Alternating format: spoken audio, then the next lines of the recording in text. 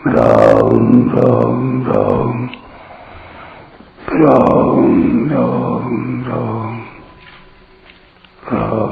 राम राम नारायण नारायण। संबंध।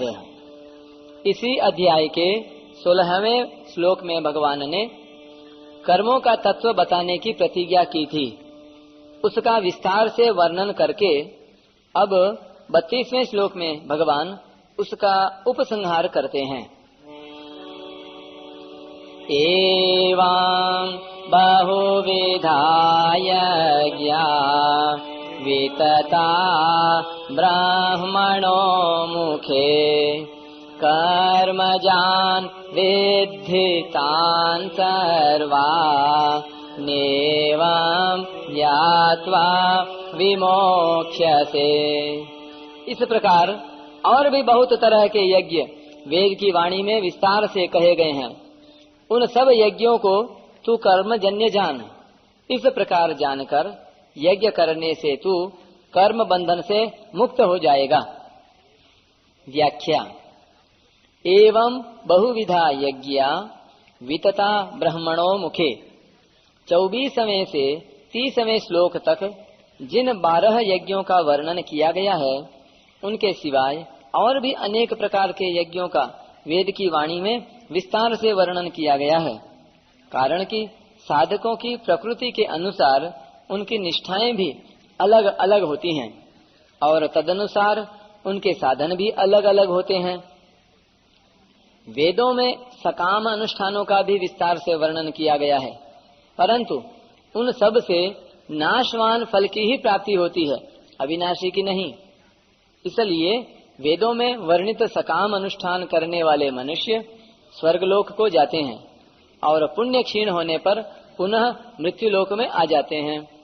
इस प्रकार वे जन्म मरण के बंधन में पड़े रहते हैं, परंतु यहाँ उन सकाम अनुष्ठानों की बात नहीं कही गई है।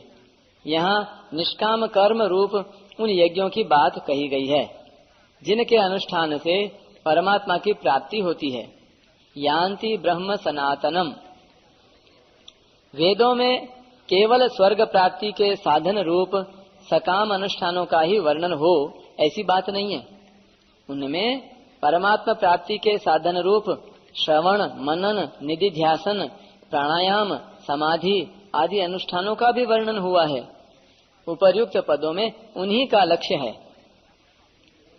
3 अध्याय के 14वें 15वें श्लोकों में कहा गया है कि यज्ञ वेद से उत्पन्न हुए हैं और सर्वव्यापी परमात्मा उन यज्ञों में नित्य प्रतिष्ठित हैं, विराजमान हैं। यज्ञों में परमात्मा नित्य प्रतिष्ठित रहने से उन यज्ञों का अनुष्ठान केवल परमात्मा तत्व की प्राप्ति के लिए ही करना चाहिए।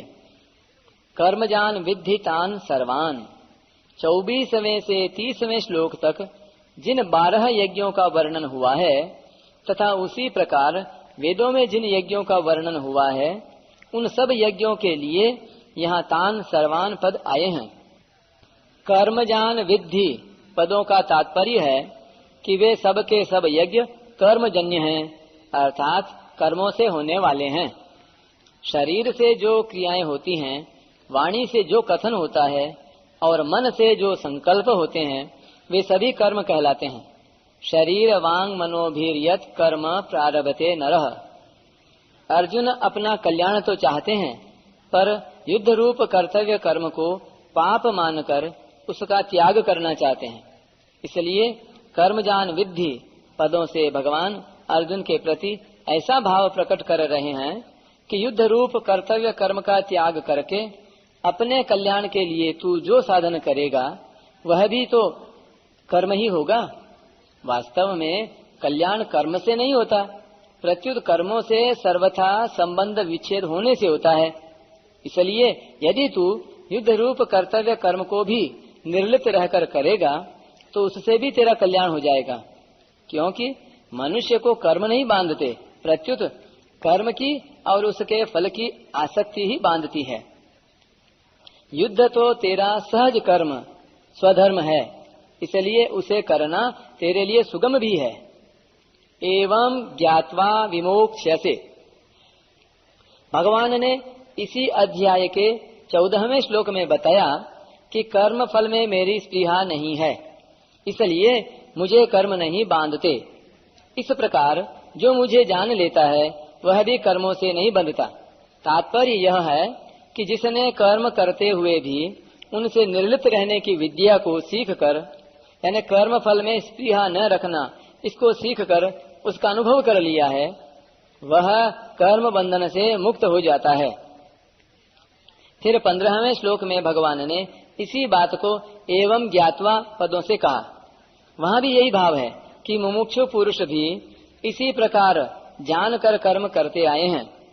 16वें श्लोक में कर्मों से निर्लिप्त रहने के इसी तत्व को विस्तार से कहने के लिए भगवान ने प्रतिज्ञा की और यज्ञात्वा मोक्ष से शुभात पदों से उसे जानने का फल मुक्त होना बताया।